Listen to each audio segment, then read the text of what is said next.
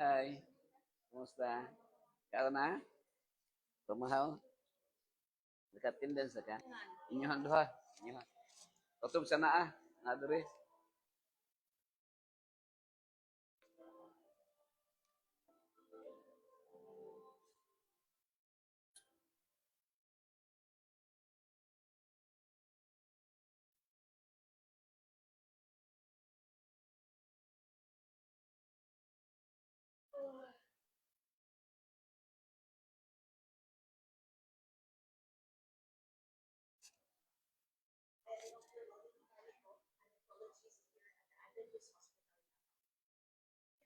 Mhm.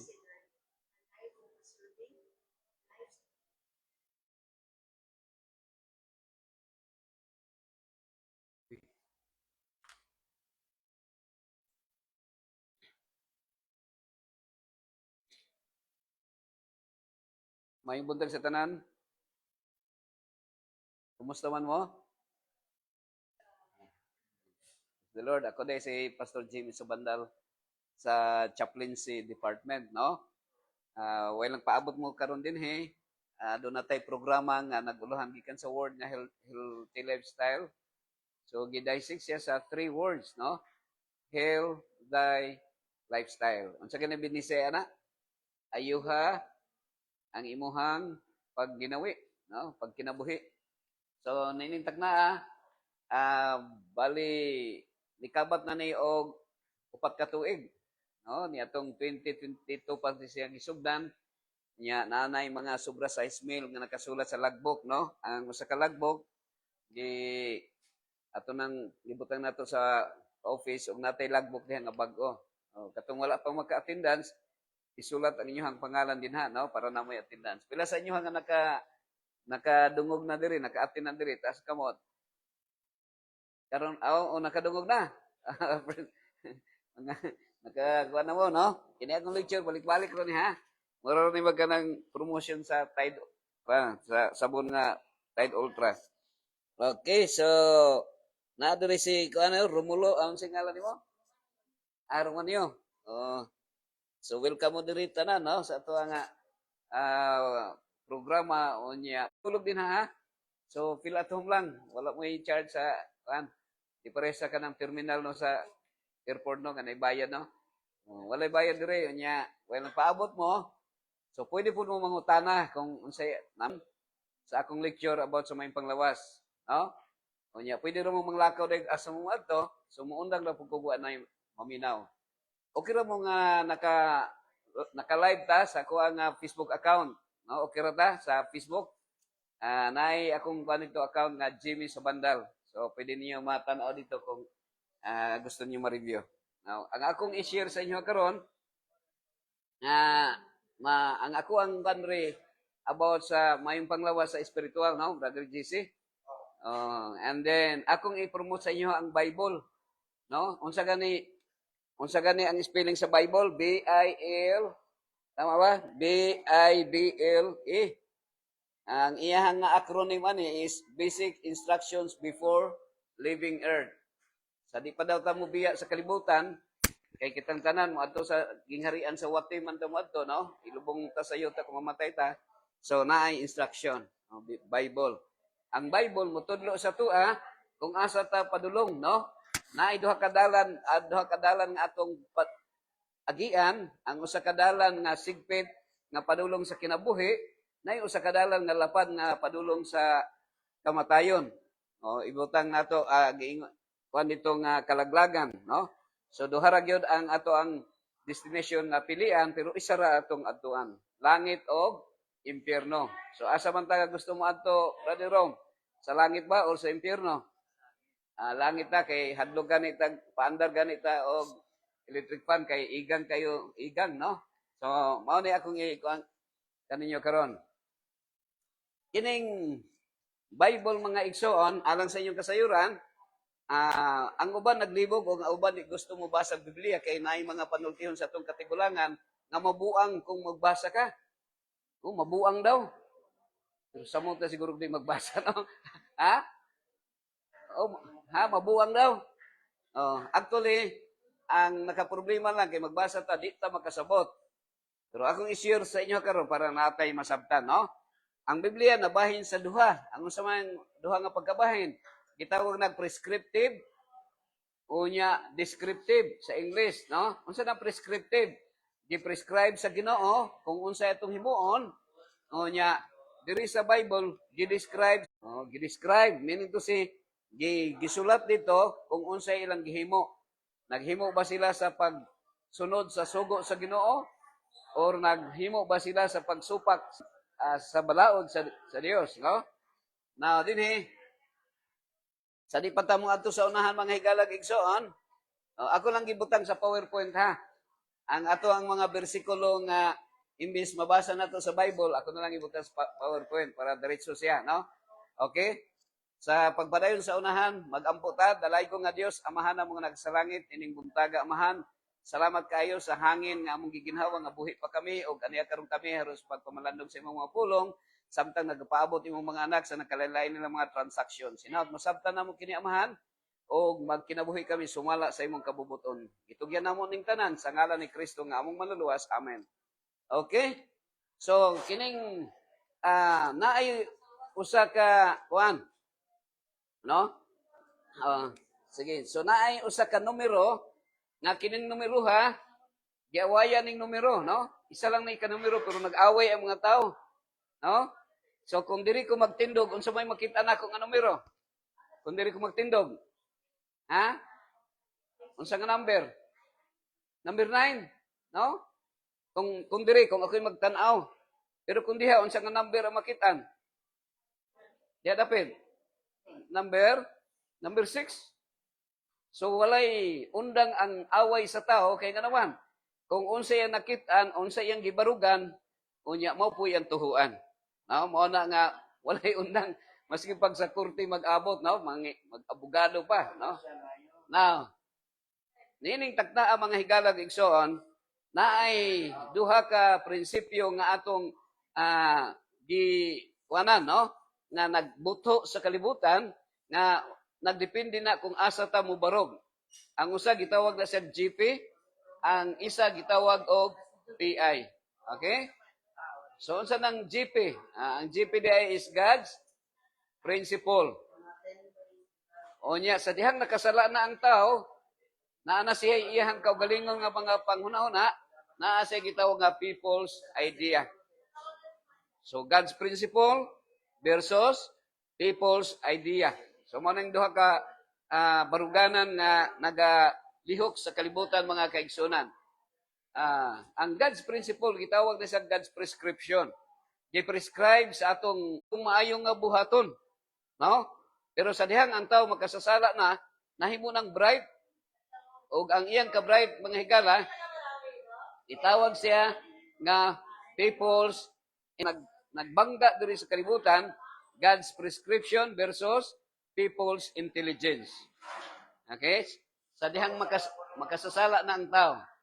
Now, akong i-share sa inyo karon ang kining, kuan, no? Kining Bible. So, ang Bible, sa ako nang gisulti sa inyo ha, naay gitawag nga God's prescription o naay gitawag nga people's intelligence. Baga ba ang Bible nipis? Baga ba ang Bible nipis? Nipis na, no? Dire sa inyo, unsay ngalan nimo gani? Sir, unsay ngalan nimo, sir? Francisco Manggarin. Francisco. Sir Francis, ang Bible ba baga nipis? Dire si ikaw, sir, baga nipis? Baga ba nipis, ha? Nipis. Old Testament. The entire Bible, Alagi, basta Bible, dili gina siya matawag og Bible kung New Testament lang. Ang Bible is composed from Genesis to Revelation. Ano na siya, ha? Pero akong isulti sa inyo, ha, mas baga pa akong naong. Nga naman, nipis ra yun kayo ni siya mga kaigsunan. So, unsa nang gitawag nga God's prescription? Ang God's prescription, which is God's principle, mao ang 10 Commandments, Sir Francisco. Ang 10 Commandments. Meaning to say, asa man sa Biblia ang 10 Commandments, naa diri sa Exodus 20. Mao niyo? Exodus 20, one page lang. Karon ang pangutana, ngano nabaga man ang Bible? Actually, ang Bible nabaga siya gumikan sa narrative sa mga istorya sa tao nga nagsupak o nagtuman sa sugo sa Ginoo. So naa diri gisulat. Meaning to say, na-divide siya, sir, sa ngalan niyo, sir? Sir Henry, murag diri ka itong naging adlaw, no? Sir Henry? So, Sir Francis o Sir Henry, ato makita nga ang Bible naay duha ka gitawag nga category. Unsa na nga category? Ang 10 Commandments mo ang God's principle. And then, ang people's initiative or people's idea mo ng mga narratives or description. Ang tawag na description. Description na siya. So, unsay gidescribe diri sa Bible? Gidescribe nga si Cain, iyang gipatay si Abel. Gidescribe. Gidescribe dito nga si Goliath gipatay ni David, di ba? So, description. Pero unsay prescription sa Ginoo? Do not kill. So, mo na itong tunan ron mga ikalagon. So, ako lang ibutang sa PowerPoint ha. Ang ato ang presentation mga ikson. Okay?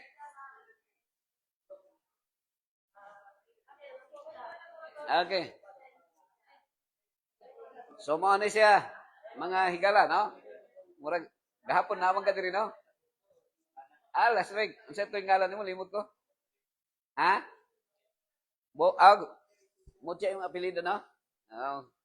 Diri, pagkikuan na Ben, Ruben, no? Kumusta ba na yung transaction, Ben? Okay na, Ben? Nagbalik ka. Sige. So, atong i-review ang 10 Commandments. Ang Ginoo, Sir Francisco, naay sugo. Pila ka bug sugo sa Ginoo? Napulo, no? Dili siyam, dili 11. So sayop na siyang 11 ha. Ang ubal mo yung mga Sir Francis, Sir Henry nga 11 daw. Unsay ka 11? Wag magpahuli. Wag magpahuli. Unya kung mahuli na, wag umamin. Mura po kato mga sa flood control ba. Okay? So Bible, ang iyang spelling sa Bible is B-I-B-L-E. Ang iyang acronym is Basic Instructions Before Leaving Earth. Sa di pa daw ta mahanaw sa kalibutan, sa di pa ta mubiya ni ining yuta, pero di ta mubiya, ilubong man ta dito, kaunon man ta sa wati, padulong man ta sa kingdom sa mga wati, pero naatay direction, naatay duha ka dalan nga atong pilian, dalan nga sigpit nga padulong sa kinabuhi, or dalan nga luag nga padulong sa kamatayon. So mao na akong i-share sa inyo karon nga duna day basic instructions ang atong Almighty God. Obeying these commandments leads to healthier relationships, reduce stress, and a balanced life. Now, let's explore how following God's laws can contribute to a healthy lifestyle. So, nabahin din siya daw. Akong nako'y medyo dili ni Banjika, pero punta na lang ko. Pila gani ni Sir Francis? Kanang sa daliri ba? Daliri na ko. Pila gani? Ha? Napulo. 10 fingers. Kung ako ni siyang ikumkum, unsa naman? Pila na? Ha? Pila? Naka-face. So, sayop na siya kung ang answer 0. Si Satan, ang answer ni Satan baya, maingon baya Satan nga wala na yung 10 commandments.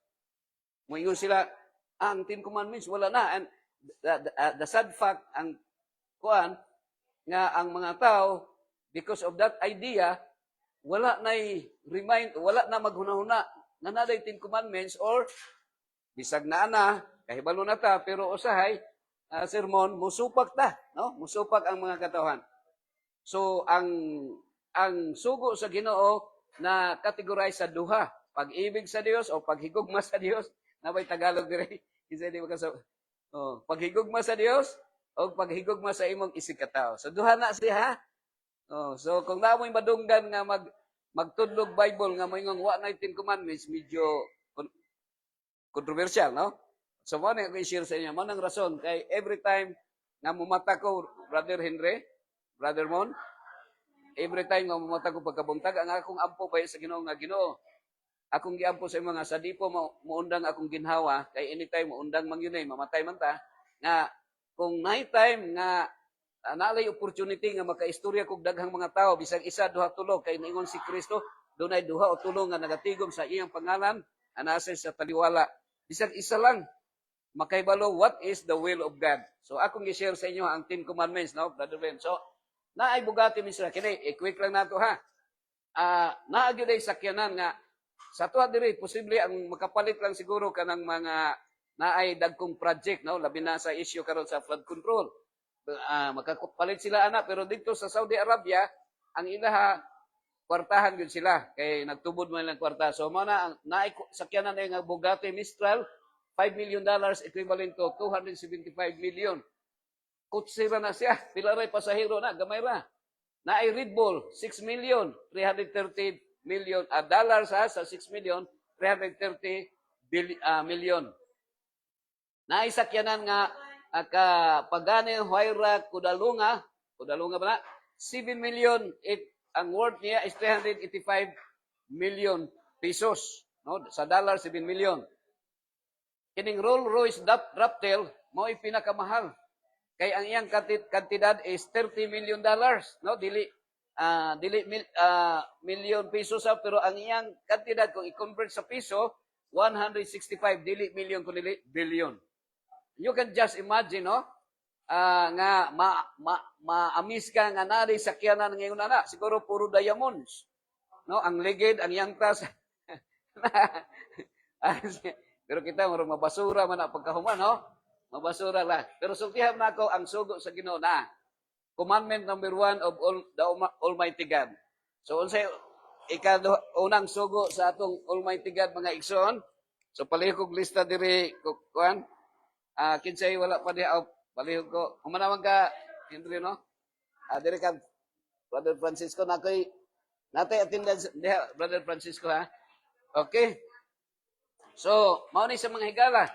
Ang commandment sa atong Almighty God is you shall have no other gods before me, no? Walay laing nga atong simbahon, no? And even the Islamic na sila sahada every morning yata PM as a morning nga naay recital itong la ilaha illallah, none has the right to be worshipped but the Almighty God. Pero ngano man kaha nga ang tao karon posible ba kaha nga pinaagi sa mga inventions sama sa sakyanan nga mahimo nimong Dios Brother Rome, no? Tingali ko nga uban ninyo kanang inig asa may daghang moadto sa simbahan. Tingalig naa dito sa sapungan, okay, naay Kristo dito. Unya ang kada buntag nga kanang ginahapuhap ang imong manok nga hiniktan nga dirasa ng manok nga hiniktan, no? Brother Rubik, no? Di ba ka kanang pangsabong? So ana siya. So, ang kining atong sakyanan, posible nga mahimong Dios. Yanuan, kay sama sa siya sa larawan, no? Sa larawan. Pila sa inyo nga manghugas og sakyanan nga usa ka oras. Kay maabog naman siya, malapok inyong hugasan. Usa ka oras or mahapuhap og manok sa mga hiniktan. Mga tag 30 minutos. Pero naabay panahon nga magbasag Bible.